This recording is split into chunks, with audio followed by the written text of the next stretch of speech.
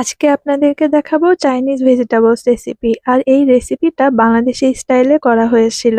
আপনারা ভেজিটেবলস হিসেবে যেই সবজিগুলো নিতে চান সেগুলোকে হালকা সেদ্ধ করে হালকা ফ্রাই করে নিতে হবে। তো এটা করার জন্য প্রথমে হচ্ছে পেঁয়াজ কুচি আর হচ্ছে রসুন কুচি দিয়ে একটু ভেজে যা যা সবজি দিতে চান মানে আপনাদের পছন্দ অনুযায়ী সেগুলো দিয়ে দিবেন। এই সবজির সাথে এগ স্ক্র্যাম্বল করে দেওয়া হয়েছে, তারপরে চিকেন ফ্রাই করে নেওয়া হয়েছে। এই যে একটু ভাজা হয়ে গেলে এখানে দিয়ে দিয়েছে পানি, তারপরে সয়া সস, চিলি সস, গোলমরিচ, টেস্টিং সল্ট আর একটু নেড়েচেড়ে দিয়ে দিতে হবে কর্নফ্লাওয়ার। এখানে সবজি হিসেবে ব্যবহার করা হয়েছে বরবটি, বাঁধাকপি, পেঁয়াজ পাতা, ক্যাপসিকাম, কাঁচামরিচ, সাথে ছিল ফুলকপি, পেঁপে। পেঁয়াজকে বড় টুকরো করে কেটে শ্যালো ফ্রাই করে নেওয়া হয়েছে। ভেজিটেবলসটা দেখতে সবুজ এবং যেন সেদ্ধ হয় সেদিকে খেয়াল রাখতে হবে।